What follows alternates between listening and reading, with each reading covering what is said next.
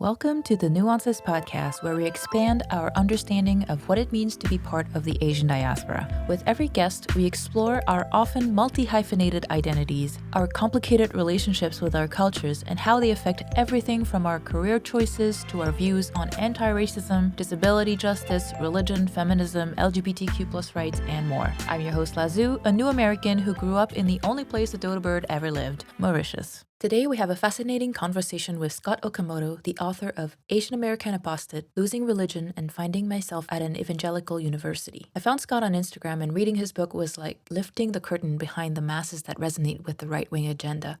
Although there were plenty of horror stories, there's also hope and actionable takeaways that make the terrifying journey worth the ride. It was also very funny. In Season 1, Episode 10, Nathan Rogers talked about growing up in a Baptist church in the South and how in that setting, your religious beliefs, sense of patriotism, and political views are so inextricably linked that it takes tremendous effort to untangle them from your self-identity. Nathan is still a Christian, as are many of our guests. But today, for the first time, we'll explore why some of us feel we can no longer participate in a religion. I have never said this openly on the podcast, but I'm agnostic/atheist. For me, it's not about being absolutely sure that there is no God, but rather being absolutely sure that the institutions that claim to uphold the divine virtues are inescapably flawed because they're run by humans. And they're often weaponized by imperialists and white supremacists to further a capitalist agenda of exploitation, usually exploitation of people of color. If the people representing this supposedly perfect God have their own agendas, their own flaws, their own reasons to manipulate the gospel just a little bit in their favor, why would I trust them with defining my own values in life? To me, it just didn't make sense. Now, I'm not advocating for you to abandon your faith. Most of the people I'm close to are actually quite religious or spiritual. I go out of my way to invite guests from different religious backgrounds on this podcast because even though I don't practice a religion, I believe you should have the right to do so as long as you don't try to impose it on me. Before we get into our conversation with Scott, I want to take a second to address the Oppenheimer movie. Since our guest Scott is a proud Japanese American whose great uncles fought Hitler in the 442nd while their relatives back here were incarcerated in camps, he was entitled to have opinions about it, which I invited him to share with you now. Okay, I have mixed feelings about the release of Oppenheimer the movie. As I think anyone, Japanese or Japanese American, should.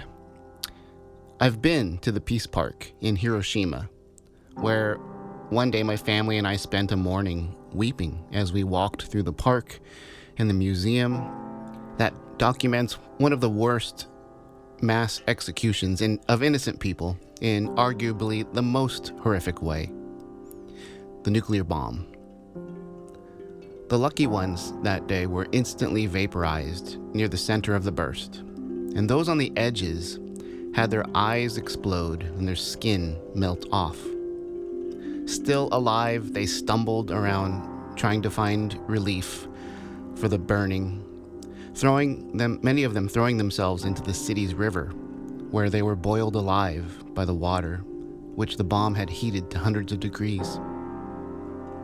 The rest who survived were basically walking dead zombies from the effects of the radiation. Families scrambled to find each other, and very few did.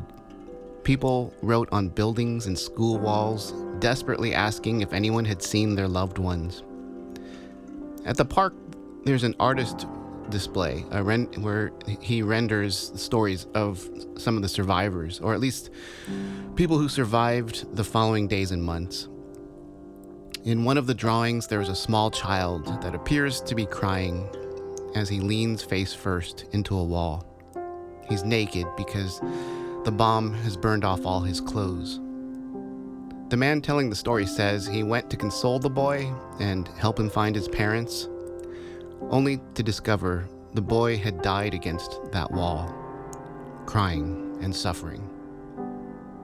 And after the U.S. military surveyed all of this, the destruction and the horrors that people of Hiroshima endured, they dropped an even bigger bomb on Nagasaki. To me, this is what Oppenheimer should be remembered for, the man. But as things go in this country, and for white people here, Hollywood has lionized him as a complicated genius who felt bad for what he did. Poor guy. I've read glowing reviews of the movie, and I've heard from my kids and their friends. My son's in film school at San Francisco State, and they have friends that are kind of cinephiles, and they all said the movie was all right. It lacked emotional impact. They said it favored cinematography and a few, intense scenes over an ethical story arc. Well done, kids. Some even lamented that there was too much sex and nudity for a movie about a guy who invented the most cruel, inhumane device ever. But to me, that's the point. Oppenheimer the man lived a privileged life, a whole one, in which he received the best education, used it to achieve his dreams, and apparently made love to a lot of women, and got to live his life, the end of his life, decrying the very thing he had dedicated his life to. Meanwhile, the survivors, like the downwinders of the American desert, and of course the people of southern Japan, have suffered health issues, scorched branches of their family trees, and nightmarish memories that will haunt them for generations. None of which is depicted in Oppenheimer. This is white privilege. Now, instead of being remembered as a monster he admits to being, he'll be remembered as an Oscar-nominated character, and perhaps an Oscar-winning character, with amazing accompanying soundtrack and sound design, costuming, and superb acting by talented actors. For me, all I picture when I see the name Oppenheimer are shadows burned against school walls, blood and melted flesh on humans crying out to the heavens and to each other.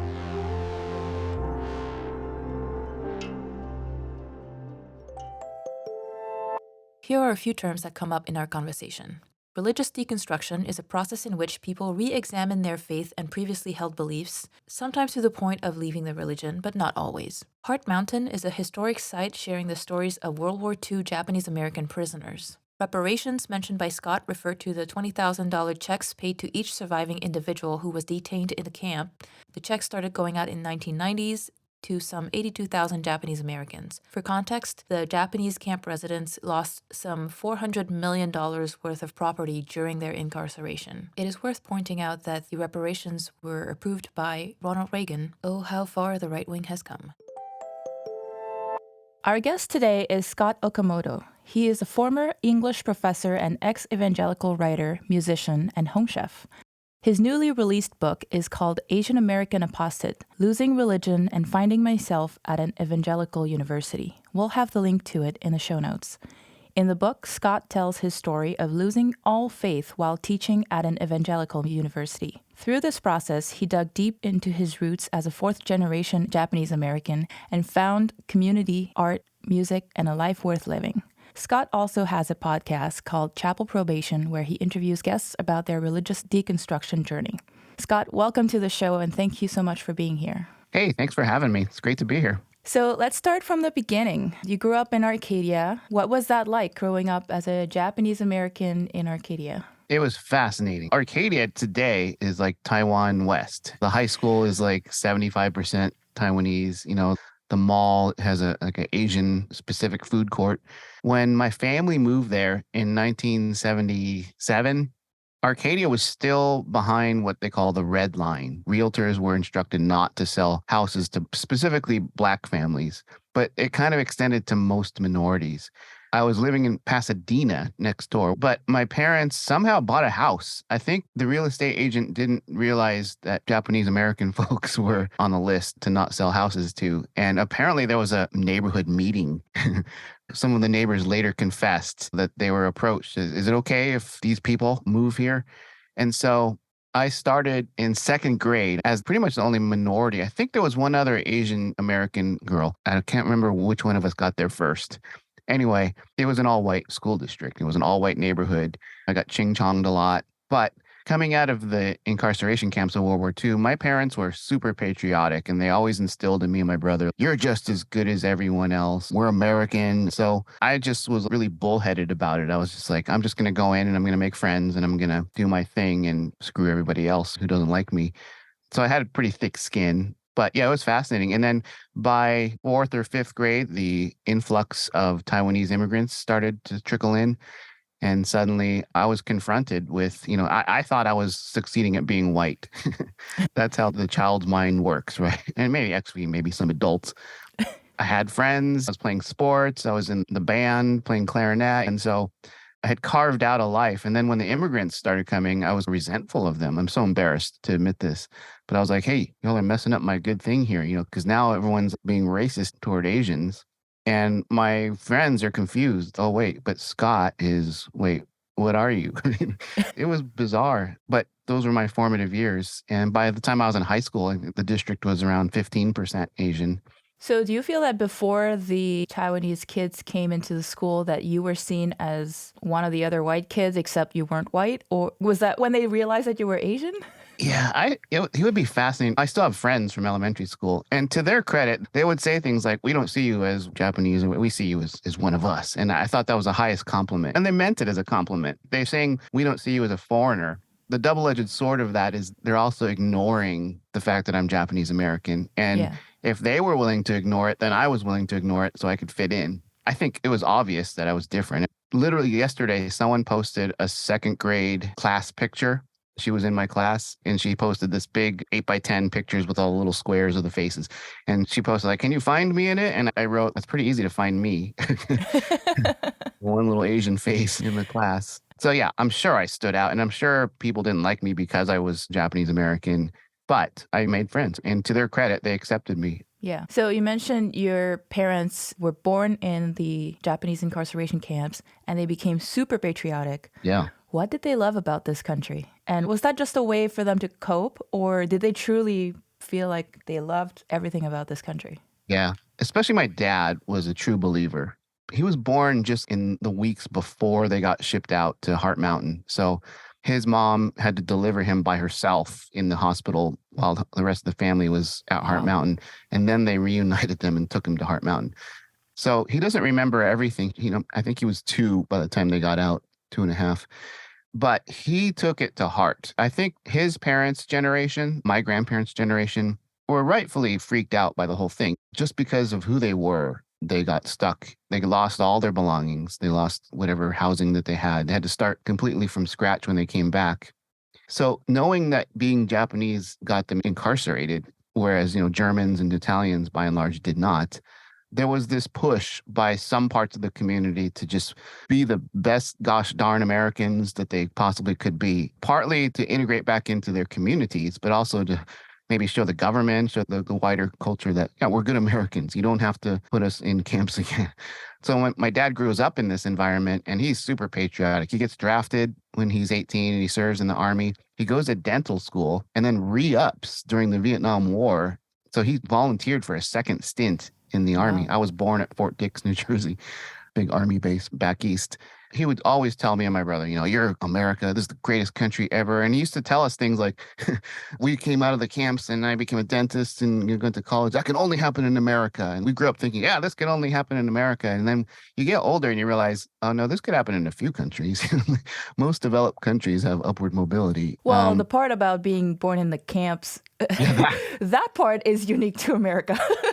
yeah, you can get screwed over only in America in that way. Lots of countries have race problems, but yeah, that one's uniquely American. So, did your family talk to you about this incarceration period, or did the history they tell you start when they got out? They never talked about it. Japanese culture, and probably a few, especially East Asian cultures, this thing about shame. And for them, it was a badge of shame that they got shipped out. And I think psychologically, there was probably part of, the older generation that felt like they did something wrong just by existing. They weren't good enough Americans, or they didn't show that they were good enough Americans. So growing up, I never heard about it until I had an elementary school teacher just mention, "Hey, you're Japanese American. Was your family in the camps?" And I said no, because I had no idea what she was talking about. So I went home and I asked my mom, "Were we in the camps? Were there camps?" And she's like, "Yeah, we were in the camps." I'm like, "Oh, I didn't know." So I go back to tell my teacher, "Yeah, we were in the camps." And she's, "Oh, which ones?" I'm like, "There's more than one?" And I had to go home the next day and I'm like, "Which ones?" And then it flustered my parents because they weren't sure how to tell my brother and I, because by now we're living in middle class Arcadia, California. So I think it was rough. It wasn't until my brother and I were extras in a film called Come See the Paradise in the late 80s, has Dennis Quaid and Tamlin Tomita. It was a film that was set in the incarceration camps. And suddenly it was okay for the family to talk about it because it was in a movie. And so suddenly my grandparents are telling stories. My aunts and uncles are telling stories. They're talking about the 442nd. They recruited the men to go fight Hitler and fight against Japan while their families were incarcerated. And yeah, you talk about patriotism. There was this thing called No-No Boys because they were forced to sign those questionnaires. And there were two questions. Do you forswear allegiance to the Emperor of Japan and will you serve in the army? And my grandpa was a yes, no. He was like, I'll forswear, screw the emperor, but I'm not fighting for this country. You all locked us up. So he could have been in a lot of trouble, but fortunately he wasn't. He had two kids at the time. So yeah, it wasn't until I was in high school that it was okay in the family to speak openly about the camps. And that was like the late 80s. And that was after the reparations got passed. We didn't have the money yet, but it was coming. Yeah. And did your schools talk about it? Because I had some previous guests say that school kind of glossed over it, didn't really explain what that was, and almost didn't mention it until they had to bring it up. No, I took AP US history and we had a teacher who had a PhD in American history and he brought it up. So he asked me about it. But other than that one fourth or fifth grade teacher and then the AP history teacher, it was never in any textbooks. I'm old. This is like the 80s. It was in my kids' high school textbook, but like you said, it was it was like a paragraph, very little context. And I've heard that some of these textbooks even kind of hint that there was like spies or there were actual reasons when really the government admitted there were no reasons. It was just a land grab to get the farmland back in California. So, yeah. All right, let's talk about your book, which I read from front to back. It was very entertaining. I really enjoyed it, but it also terrified me because that's a new world for me. I grew up on the other side of the world, and I grew up Catholic. I'm no longer religious, but I grew up going to Catholic Mass, and my parents are still religious. It's only after I came to America that I started to hear about fundamentalist Christianity, and I was like, what was that? Yeah. And then people told me, oh, they believe that everything that's in the Bible happened exactly as it is, including the old stuff. And I'm like, wait, what? What about like basic? Because that's not how you were raised, right? Yeah. I'm like, wait, so you believe things that don't scientifically make sense too? Yeah. And they're like, yeah. Yeah. The whole thing. That's how I was raised. Yeah. So why did you write this book and what do you hope will come from it? I was teaching at a local evangelical school and realized pretty much during the Bush era, the early 2000s, that, man, my faith was fading fast. And my students and my colleagues and the culture of the church I was going to was not helping. And so when I came to grips with it, I started writing stories down, kind of in a journal. Someone would say something really racist or something really sexist or homophobic. I thought I was just compiling stories to entertain people while sitting in a bar someday, or maybe write an essay about my experience. Because I thought I was going to stay, even though I wasn't a Christian anymore, especially an evangelical Christian, I was teaching my students a version of evangelical Christianity that was affirming and caring and loving, and not like the Fox News version of Christianity, which was just hating everybody that was different than them. So I slept well. As long as I wasn't trying to proselytize anyone out of their faith. It's an accredited university. 99% of the stuff I'm teaching is just English, composition, literature, creative writing. But they want you to do faith integration at these schools. So yeah, I dig Jesus. Jesus has some really amazing teachings that would be great if society could follow some of them, most of them. Yeah, I stayed for 15 years trying to make it work. And when I realized they weren't going to keep me on, I was getting in trouble every semester. I had my usual chair in my chairperson's office to go and sit and hear the latest complaints. That's when I thought, oh, well, maybe I have a book. And so it became this collection of horror stories, like you mentioned, that are kind of funny. I try to find humor in it, at least. I make fun of myself a lot in the stories. I'm not the hero of a lot of these stories. I say and do some very questionable things in the moment of stress or in a moment of depression. But there are some beautiful moments too. So I wanted to capture the whole thing, like the horrible things, but also having relationships with students and faculty who are super conservative, but finding those common threads that we can actually care about each other and listen to each other's stories and listen to each other's lives. That's what I was hoping the book would be. And then it's really hard to get published when you're a nobody, especially you're a nobody coming from an evangelical university. It's not like people are clamoring to publish your book. So it took me a while to figure out what I was writing, to get an agent, and then get this thing published. It took 10 years. In the Wow. meantime, I quit. They were going to fire me, so I quit. My wife became a dentist, took over the family practice, so I didn't have to become a dentist. And I was a stay-at-home dad for a number of years, driving the kids to school, making lunches, and I became the cook. I taught myself how to cook better and better food. YouTube's awesome for that, by the way. Eventually, through workshopping it with other people, people wanted not just the horror stories. It was pretty much a tell-all expose of the school, which is fine, but it doesn't leave you with much hope. While I was going through all that, I joined a community here in Los Angeles called the Tuesday Night Cafe, which is a predominantly Asian American art space. And you should come. You should perform. I'd love to. Yeah, I'll hook you up with the folks there. That showed me how to be an Asian American in this culture, how to fully engage in and understand my identity as a Japanese American versus other East Asians or Southeast Asians or South Asians, how we as mostly a political body, because not much commonality between our races, whether it's the food and the language, or it's just we have black hair, maybe certain facial features.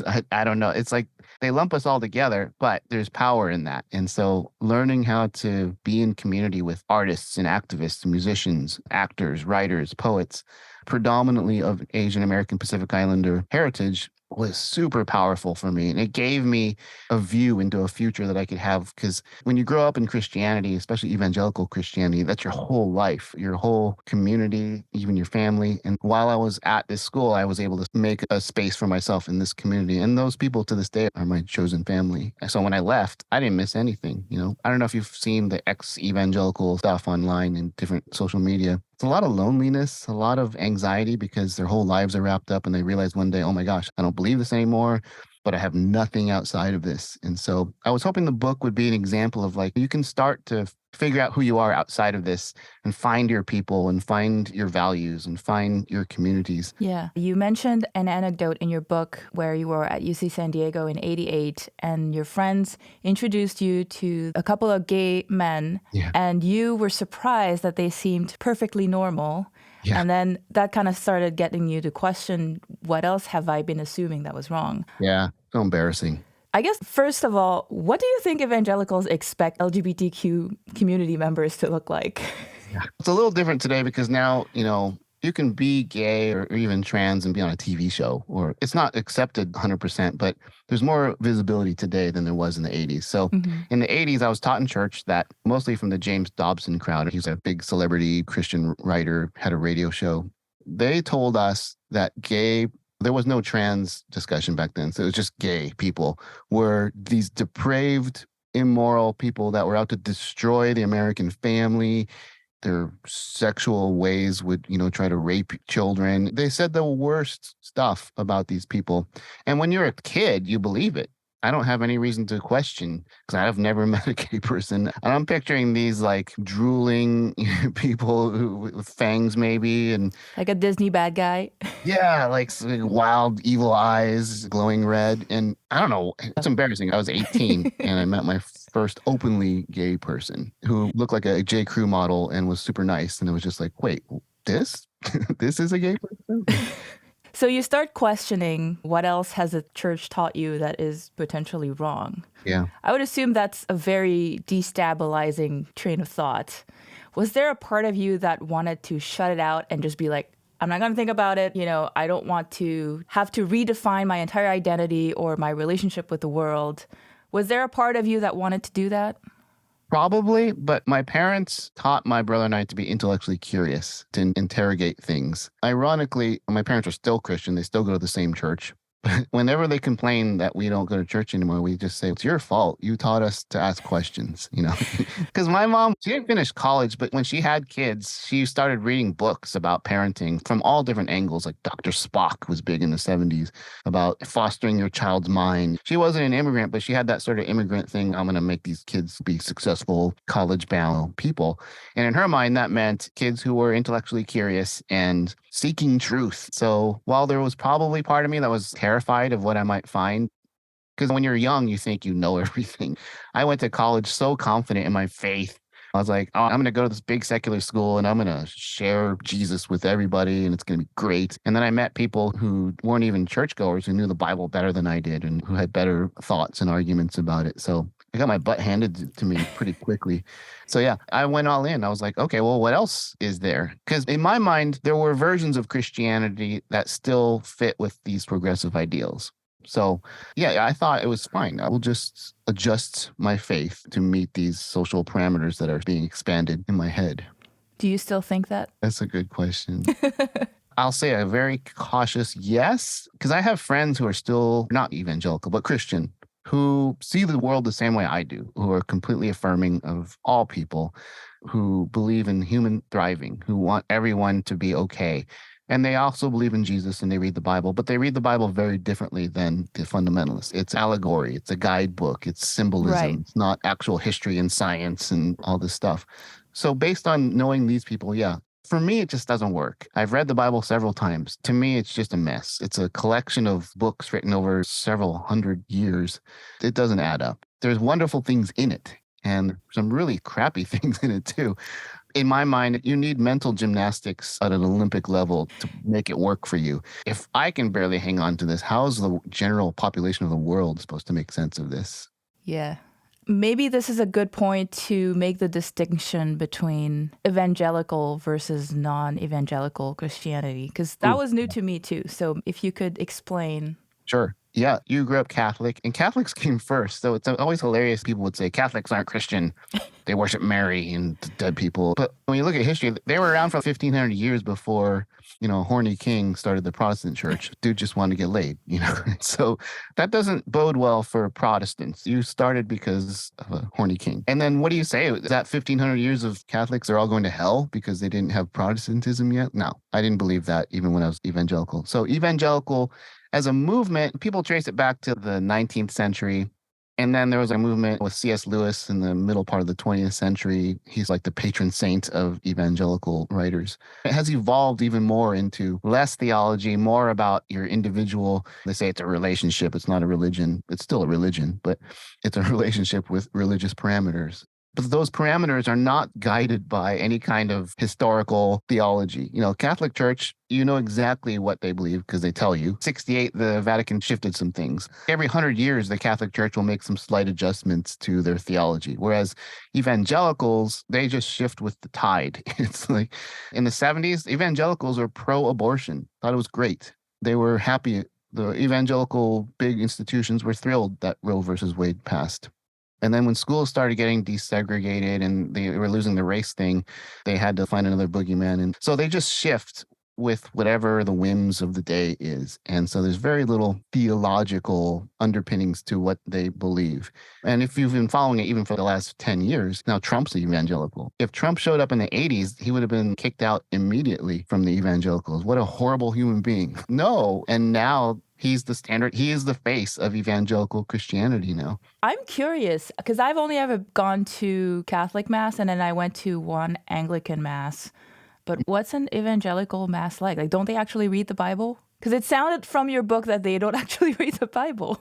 They read the same 20 passages over and over and ignore pretty much the rest is how I would describe it. Maybe 25. So it's very selective. Yeah, it's highly cherry-picked.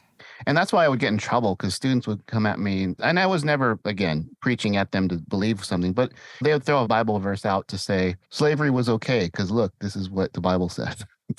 And I would throw another verse right back at them to say, what about this? And like, oh, yeah, okay.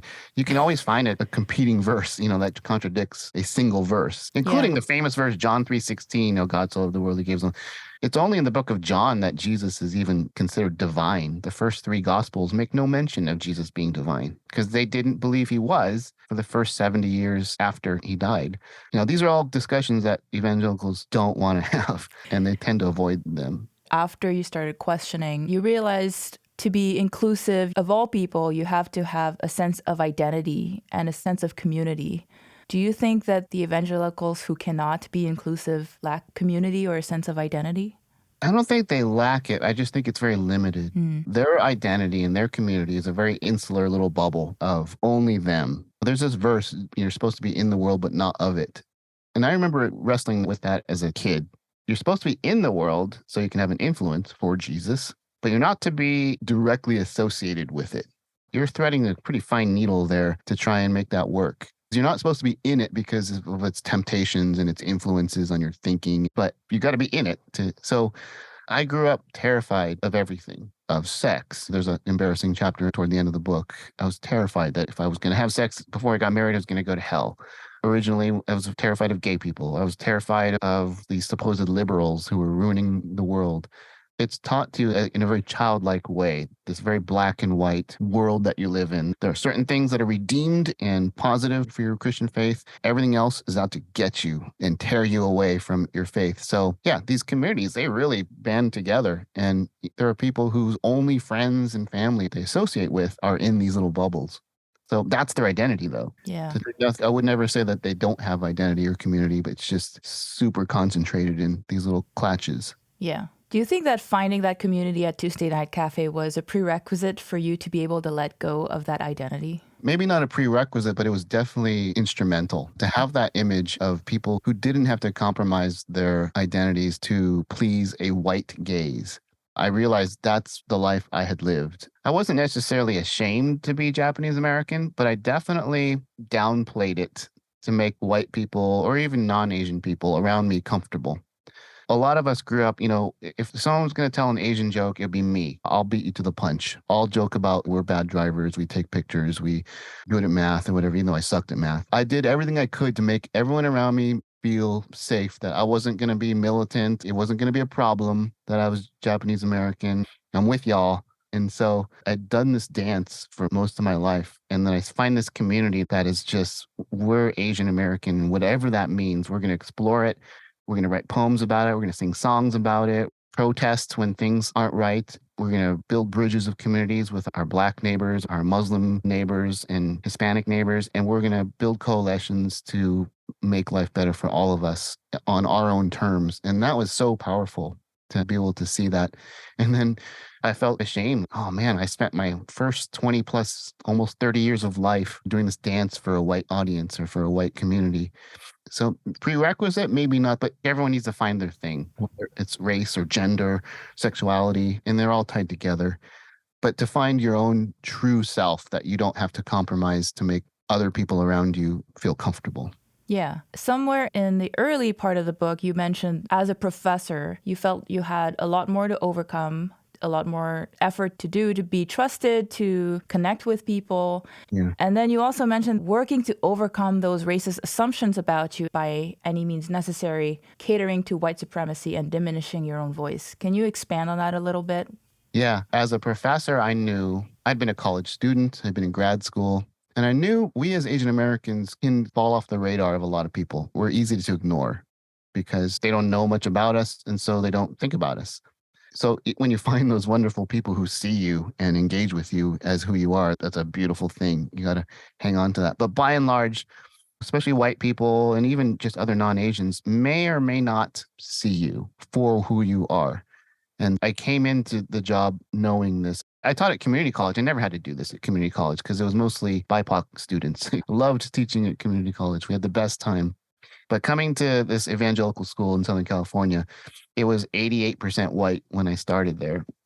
And that's a tough crowd for a Japanese American man. People admitted they thought I was going to have an accent. They were surprised when I didn't. And so I knew what I was working with. And so at first, I just tried to be like pastorly or funny and edgy. And over time, I learned I should just be myself. And yeah, screw it. They can take it or leave it. But yeah, early on, I definitely felt like I was doing the song and dance to try and help them see me as close to what I am as possible. And I don't know if you've ever taught, but you do have to develop a teacher or professor persona that's a little different than your individual persona. But my wife once came and watched me teach. She had a day off and she thought it was the weirdest thing she ever saw. She was like, "What, you know what you're talking about." Well, it's like being on stage, I would assume. You have this on switch that you gotta. Yeah, that's it. My friends who are comedians could definitely relate because they have to create this persona to go up on the mic. So yeah, I didn't have to be hilarious, but I definitely had to be entertaining and knowledgeable.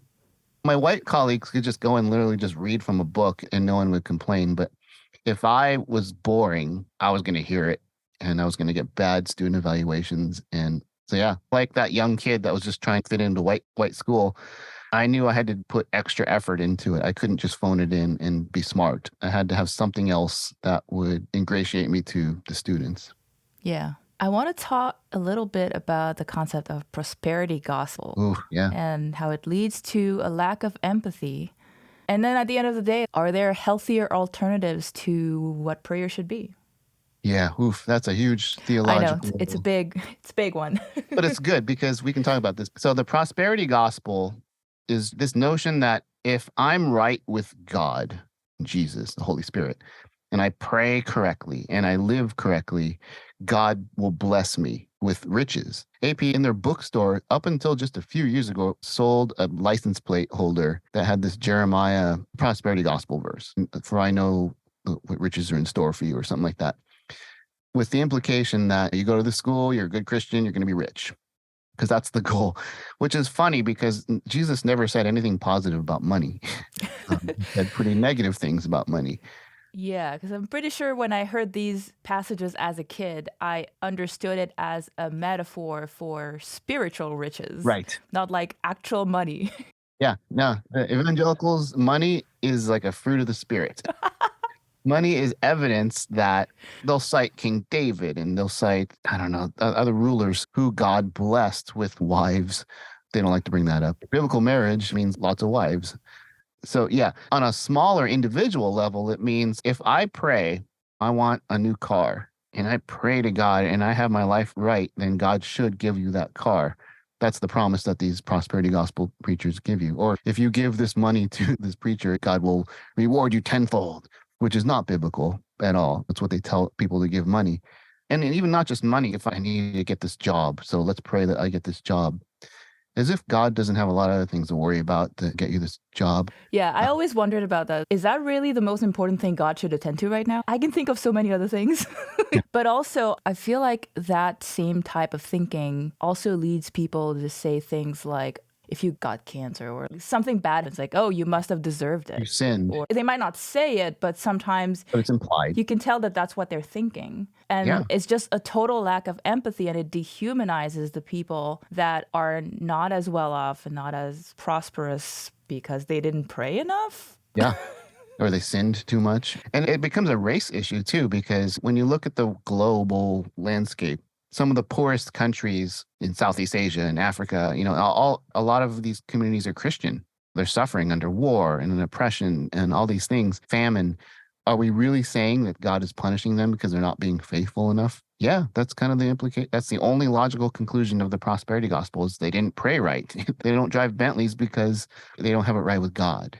It's really easy for someone in the middle class and above to believe in the prosperity gospel because they already have privilege. Oh, I drive my Mercedes and I deserve this because God has blessed me because I'm such a great Christian, is the thinking. It's really messed up. Yeah. So is there a healthier approach to prayer, do you think?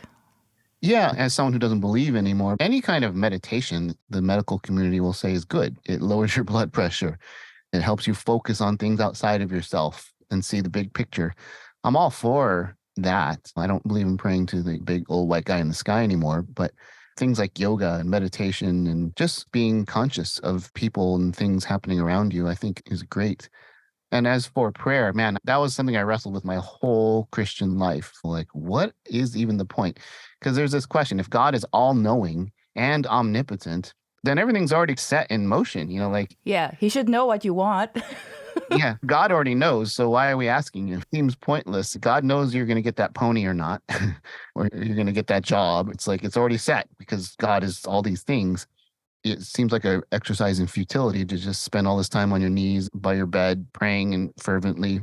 There was always those passages in the Bible of David praying for days or the Old Testament especially, people just praying and praying and they were held up as these wonderful examples of what prayer can be. I'm like, days? I gotta go to school. You can't be praying for what are you praying? Like just saying the same thing over and over, or is this a conversation? Or yeah, it's no Christian, particularly evangelicals, will have a good answer. They'll say it's a relationship and I'm just praying to my Lord, and asking God for things is a big part of prayer. And I always found that to be problematic. Yeah, that's very new to me because that was not the way prayer was when I was a kid. People would pray for, give me strength to go through this hard Sure. thing that I'm going through. Yeah. Or if somebody was sick or something, they would pray for them, that kind of thing. But I didn't know that people would pray for Bentleys. I was like, whoa, I didn't know a capitalist God. But even the sick thing, like Christians can be really cruel. Like I had a colleague whose wife was going to have brain surgery, and it was 50-50 whether she's going to make it through this. And the way that some Christians tried to comfort him by saying, maybe it's her time and God just needs her in heaven more than you need her. So that's really a terrible thing to tell someone. Yeah. It's part of God's plan that she's going to die in this surgery and you need to be comforted by this. No, that's not okay. Yeah, that was what triggered my deconstruction, was when somebody did something that was not cool and then tried to get away with it by saying, well, maybe it was God's plan. I'm like, it was your freaking decision, dude. What? And I was like, okay, I'm done. Yeah, and you're done with the people for sure, and the culture and the theology that brings people to that point. I've been there too. Yeah, absolutely. Another thing that I was curious about, you mentioned that the moderate Bill Clinton was your gateway drug to a progressive existence. Yeah. Do you think that middle road transition was necessary? If it was AOC at the time instead of Bill Clinton, Yeah. do you think that would have pushed you back to the conservative camp? Yeah, that's a good question. I think not. I think I would have been fine with AOC, even though there was nothing like that back in the early Yeah. 90s. Bernie Sanders was there. But again, kind of like meeting gay people for the first time, I was taught that Democrats and liberals were trying to destroy America. And I was a good Republican. In one of the flashbacks of the book, I talk about going to a campaign stop by the vice presidential candidate in '88. And I was really surprised. I thought he was going to be spouting off all this, we should worship Satan, sacrifice children to some pagan god, and make everyone have an abortion. I was ready to go and hate this guy. And everything he said, it's a campaign. So everything's just sounded pretty universalist, pro-America. We need to make education work. We need to take care of homeless people. And it was like, wow, that all sounds pretty reasonable. Like, what was the big deal with Democrats? So yeah, when Bill Clinton was elected, I was worried because I was still hanging on to my evangelical identity. But again, everything he said was like, oh yeah, no, that makes sense. That's I don't know why people are so upset. So your question was, is it necessary universally? No, it depends on where you're at. Like I was at a developmental stage in college. Yeah. For me, it was a necessary thing to just ease my way toward a progressive mindset because I recognized that everything Jesus said would be considered progressive in the 20th and 21st century. And so it was pretty easy for me. But I think if you grew up in like this Fox News era of Christianity, something major has to happen. Those people are not listening to logic. They're not using logic. They're using like half logic and just ingrained hatred of certain people. And they look for anything that will confirm this hatred for these other people so they can stay doing it and then take over the government and make everybody white Christian. And there's so much more distrust now. I could totally see somebody going to one of those rallies like you went and hearing things and say, oh, that makes sense. They must be lying. They must have some secret plan. Yeah, they don't mean that. That they're going to execute when they get into the office. Like there's so much distrust. And anytime something does not fit their narrative, fake news. Fake news, yeah. So I grew up in the era before that term. So it was just like I would take things at face value and say, that makes sense. But you're right. I think the mindset has morphed into this complete distrust of anyone on the other side of what you believe. But one really heartening thing about your book is you have so many stories where you talk to these students. They come in, they're super conservative, they're super evangelical, but you still are able to get through to them. Yeah. Do you want to tell us a couple of your favorite stories? Yeah, sure. And there are many more that didn't make it in the book. But by and large, I would make a deal with all my students. You come into this class, it's going to be a safe space, and it doesn't mean what it means today, but a safe space for all of us to engage. And that's why students were so happily just spouting out racist crap, because I told them, like, say what you think, and then we'll talk about it. And I didn't realize I was inviting so much stress into my life to hear all these horrible things that they would say. But I learned that these are 17, 18-year-old kids who are just trying out this is what they've been told. They don't know what they believe yet. And so we would deal with it. And in doing so, I tried to create an environment where we would all see each other as human. I mean, most of them are conservative fundamentalists, but there were always the one or two kids who were the rebels, the liberals. I tried to make everyone see each other. Why do you think this? Why do you believe this? What in your life has impacted you to come to these places? So my feeling was, and I don't know if it'll work anymore in this day and age, but back in the early 2000s, I could say, I care about you as a human. I want the best for you. So what are you bringing to the table compared to what I'm bringing to the table or what this person's bringing to the table? Just to pull them out of their own little bubble to say, man, look, there's all these experiences. Yours is not the only one. And through that process, class would end and students would say, can we get coffee and keep talking about this? And so I'd say, sure, if I had time. And or we'd go out in between classes and sit on the walk and have coffee and just keep talking. Students would eventually start hitting chapel. So I made them a deal. If they ditched chapel, I'd take them out to breakfast. So I did kind of sort of lead a lot of students, but they were allowed 10 absences. So I'm like, save 2 or 3 of your chapel absences, which were between 9:30 and 10:30.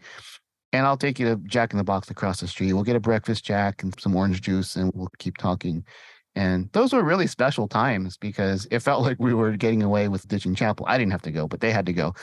And we would talk about life. We talk about their relationships, their families. And when I think like when I was a kid and I met someone who was liberal and they realized they were just a human being, I think I humanized a progressive mindset for my students to say, no, he cares. He's not a terrible human being who wants to destroy America. He wants what's best for everyone. Some students, not all, bought into it. And so I was able to form really tight bonds. I'm still friends with so many of these kids who came through. Like, to me, that was the way forward, to say, you're not going to argue your way forward in this life. You can't hit someone over the head with just your facts and your research, but it's through relationship that you can see the humanity in someone else. And I would put it, see God in someone else, see the divine or the sacred in someone else. And that's what I tried to do. Some kids went from being super conservative into almost activists for Black Lives Matter and things like that. And so to see someone go on that journey was just a real honor for me. I get all teary when I think about some of these kids because to their credit, it's tough. It's tough for me to deconstruct. It's tough for them to deconstruct their conservative fundamentalism. It comes at a cost of who they thought they were and who they thought their people were. And so to confront that and to really take a chance and explore these other ways of thinking, I give all the credit to them. All I did was give them a context to where they could decide for themselves whether they wanted to pursue it. Yeah, that was awesome to see that this is still possible. Sometimes it feels like it's not possible. It was 10, 11, 12 years ago.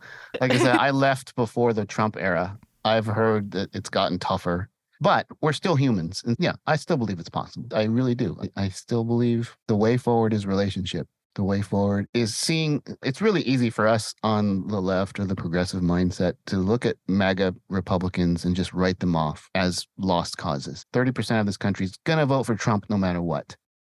And maybe a lot of them are lost causes. But I believe that relationships with these people will help them see us, what's at stake for us. If you vote for Trump, this is what it's saying. This is what it's saying to me. And this is how it's going to affect my friends and my community.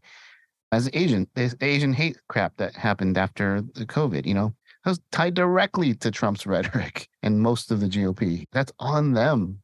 And that's why it's so frustrating. It's just like old, elderly Asian folks are getting killed on the streets and they don't see the connection between the rhetoric coming from the top of the country. It's so frustrating, the double standards that they have. So when COVID happened, they would say things like, oh, Kung flu is just a word. Like, what's the big deal?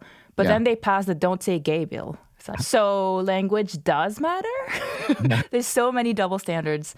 And the COVID was a hoax, but it's also Chinese people's fault that everyone's dying of the hoax. So now that you're not teaching at the school anymore, are you still going out and engaging with those people on purpose and seeking them out? Yeah, not personal, but online a lot. So I had a beautiful 5 years after I left the school where I just was like, I'm out.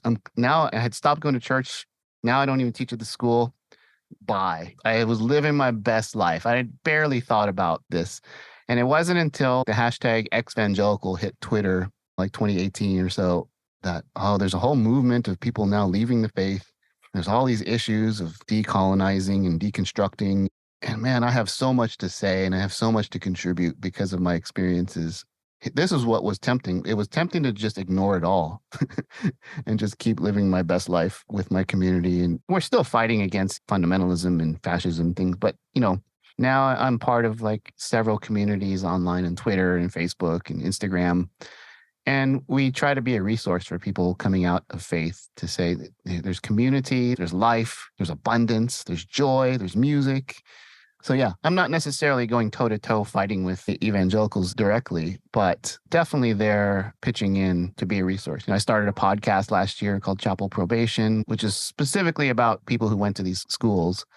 And then the book, I think, is another way I'm throwing my hat in to say, look, I have a story, I have observations, and I hope it will help people find their way out. Yeah. Now, many Asian American parents want to send their kids to religiously affiliated schools, even if they're not particularly religious. I think that's a very Asian parent thing because they believe that the schools are more strict. And so the kids will learn to be more behaved and more focused on their education. Oh, no. We got to do something about that. What would you say to these parents? The easy argument for the immigrant parents is that the academics suck at these schools. So that should do it right there, right? Because they don't believe in science at these schools. It's a ruse of Satan. Evolution and evolutionary sciences is a big no-no. So if the school's accredited, they'll teach it, but they'll always give the disclaimer, like, we don't believe this is terrible, but we have to teach this. So here's evolution and here's biology and here's physics. So yeah, if those immigrant parents want their kids to be doctors, don't send them to these schools because it's a handicap. Even if they want them to be in the liberal arts, there are film professors who won't let their students watch R-rated movies. And all the greatest movies in the world are usually the R-rated ones. So academically, you're really handicapping your kid if you send them to an evangelical school. Now, Catholic schools are different. You're from a Catholic background. Catholic schools are great because Catholics believe that the school that they're providing the community should be a resource for the community. And so they hire atheist professors and professors of other religions because they want to provide the most top-notch education in that community.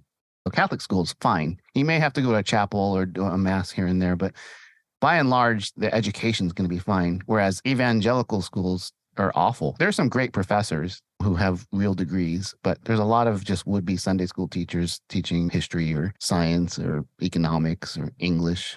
Yeah. So that's my argument. If you want your kid to be smart and educated, evangelical schools are the last place you should be looking. Yeah. I was dumbfounded when I read the part in your book where you said that most of these people don't publish in peer-reviewed journals, don't have any sort of true academic work to showcase.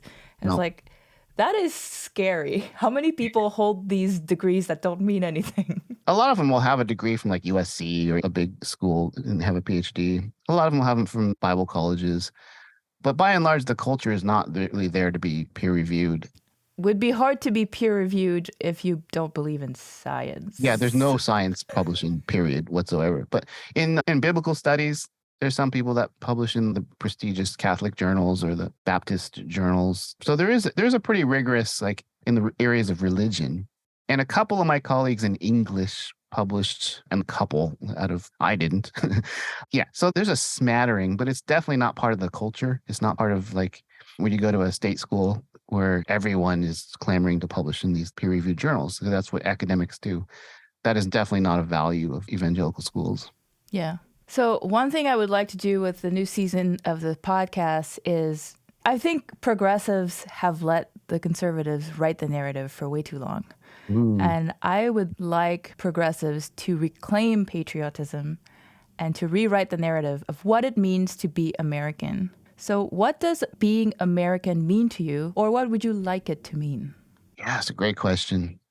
Because I think progressives are very patriotic because we're willing to criticize what we love. Exactly. Yeah. And not to tear it down. The narrative from the conservatives is, we just want to destroy America. We're trying to make it better for everyone, including the conservatives.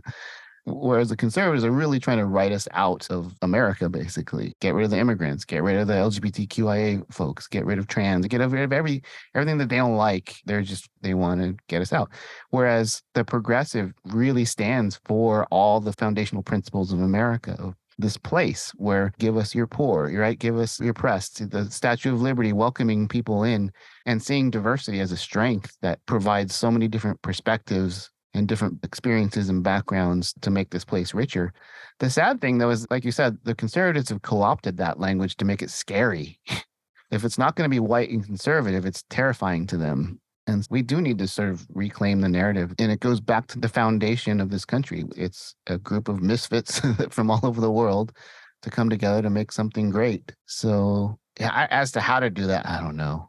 It's, we don't have the equivalent of, they'll say, well, you have CNN on one side and Fox, but Yeah. that's a false equivalency because CNN is not advocating for theology and fascism and the takeover of a singular part of the population. So many false equivalencies. So maybe this podcast would lead the way. Nuanced podcast is the tip of the spear to make it happen. What was a moment in your life where you felt American and felt good about it? Like you felt like you belong here?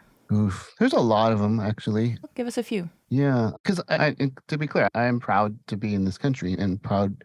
My family has sacrificed a lot. I am not pro-war or military, but I'm proud of the fact that my great uncles fought Hitler during World War II while their families were behind barbed wire. And they joined the 442nd to spill their guts for a country that had abandoned them.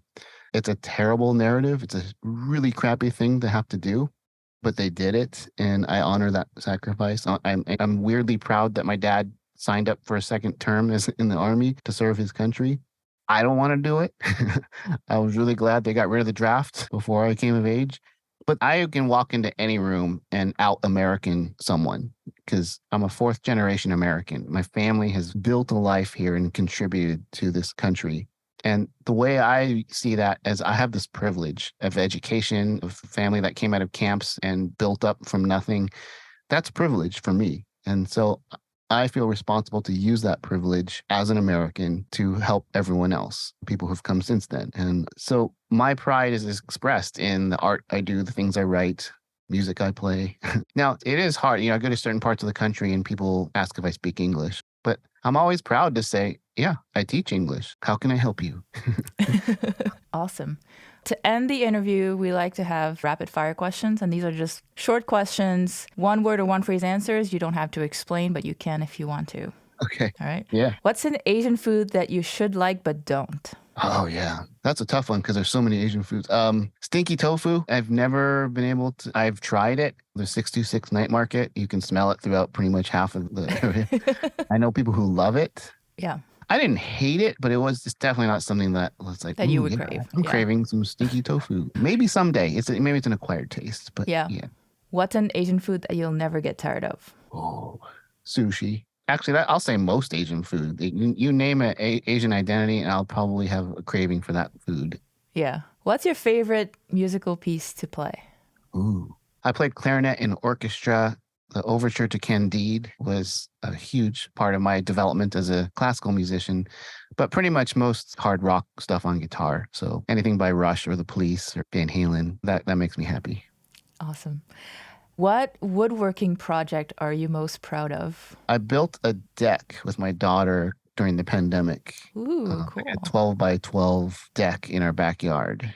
That's awesome. Yeah, and it came out it's very level. You could put a ball in the middle of it and it doesn't roll. It's very level. That's very good. Finally, what's the most annoying stereotype you've had to deal with? It's cliche, but the math thing. Everyone always assumes we are good at math, right? Yeah. And so I was part of a storytelling show with Jenny Yang's group. Disoriented Comedy used to put on these storytelling. And I talked about how throughout my academic career, I walk into any faculty room and everyone will always assume I was a math teacher. And nothing against math. God bless the math teachers. I was just never going to be one because not my thing. So, yeah. All right. Thank you so much for taking the time to do this. Really appreciate you. Oh, thanks for having me. It was a blast. I really dig what you're doing. I think these conversations that you're having are definitely the way forward. So thank you. I think that was my way of coping with just how depressing things have gotten. And I'm like, there's got to be a way where we make this accessible to people in a non-threatening way. Yeah. And I'm hoping it is accomplishing that. There's always going to be someone's threatened or offended by whatever. But I think what you're doing is really important. Let's keep it going. Thank you so much. Here are our takeaways for today's episode. Number 1. Japanese incarceration camps are mostly glossed over in history classes around the US. In Season 2, Episode 1, Masaru talked about how they had to bring it up in class, and even then their teacher was uncomfortable addressing it. In contrast, Germany teaches kids about Hitler and the country's horrific treatment of Jews in an effort to never repeat the same mistake again. If you have kids in school or are involved in education, feel free to raise the issue and ensure that this unsavory part of our history is acknowledged and taught so that it doesn't happen again. Number 2, many Japanese Americans felt embarrassed about their incarceration and didn't want to talk about it for years even though they didn't do anything wrong. And they did everything they could to prevent it from happening again by becoming super patriotic and by trying to be the best damn American one could be. It's a prime example of how victims are often burdened with the shame while the perpetrators are largely trying to forget about it. Number 3, representation in a movie was key to allowing Japanese Americans to feel like it's okay to talk about their experiences in the camp. This is why fair, accurate representation is key, especially for marginalized communities. If you're a creator of any kind, make sure the ethnic identities of the characters you create are not rooted in stereotypes, but rather reflect their real, lived experience. Consult with people from that community and be open to feedback. You don't know what you don't know, but you can learn. Number 4, discriminatory practices such as redlining did not only affect Black Americans, but also Asian Americans and other minorities. Keep that in mind as we watch Florida try to prevent Chinese people from buying in Florida. None of us are safe until we all are. Number 5, the way to win people over is not by facts and arguments, but by building genuine relationships with them so that we see each other as humans first. Scott was initially skeptical of progressives, but by meeting many of them, he found that he actually agreed with them more often than not. Similarly, many of his students expanded their perspectives only after they felt comfortable discussing their beliefs with him in a safe, non-judgmental way. Number 6, the culture of fear in evangelical churches, the fear of sex, the fear of LGBTQ folks, fear of non-white and non-Christian folks, is driving many of their own members to question their faith and sometimes even leave the religion. Yet so many of those fears have no basis in religious texts at all. If your religious institution has some questionable teachings, it might be worth investigating where that interpretation came from, as religious texts have been revised from time to time by very flawed humans. Number 7, when we're afraid to know the answer, we don't question. Deconstruction is easier if you have a good support system, which comes with having your identity be more than just your religion or any one thing for that matter. You're not just a Christian or a professor or a parent or an Asian or an LGBTQ person. You can be all of those things and be part of all those communities intersectionally. Find your people who will allow you to be everything that you are rather than expect you to reject parts of yourself that they don't agree with or don't understand. And lastly, when a marginalized community that you are not a part of finds a music video or film or anything offensive, if you did not experience their trauma, you obviously won't have the same emotional response. That's why you might not be offended, but you don't have to be offended to show compassion. So instead of saying, I wasn't offended by it, maybe take time to listen to them, make space for them to heal, and you can still hold on to your opinion if that's what you want to do. Nobody's telling you have to change your opinion, but at least don't try to change somebody else's when they're hurting. That usually doesn't go very well. I hope you enjoyed this conversation with Scott Okamoto. Next week, our guest is Kiran Kaur Gill, the Executive Director at the Sikh American Legal Defense Fund, or SALDEF. I've been wanting to include the Sikh American community on this podcast because I can count on my hands how many times I didn't see someone wearing a turban be stopped at the TSA for a quote-unquote random check. In our conversation, we discussed the main philosophies of Sikhism, how 9/11 affected Sikh Americans, and how SALDEF has partnered with law enforcement and agencies like the TSA to educate officers about the religion, its articles of faith, and how to treat its community members respectfully during inspections. I hope you enjoyed this episode of the Nuances podcast. If you enjoyed it, you know what to do. Share it with people who would enjoy it as well. If you'd like to support the podcast, there are many ways to do so at nuancespod.com/support. I'm leaving you now with a song by Scott Okamoto titled Secret Asian Man. I'm your host Azu, and I hope you'll join me next week for another nuanced conversation.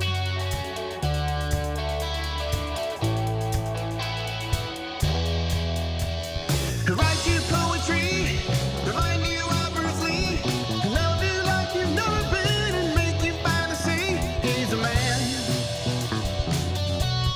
you've never seen before.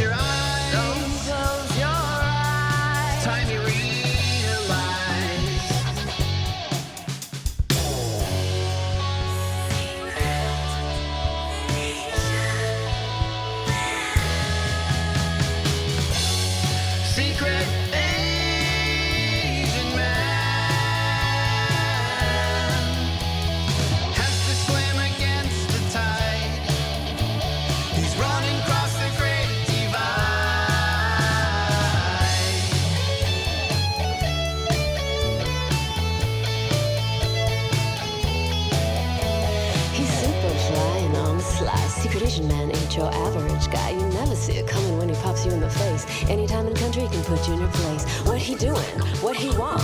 He no agenda, he no plot. Look out! Where did he go? Hold on, we're all too slow.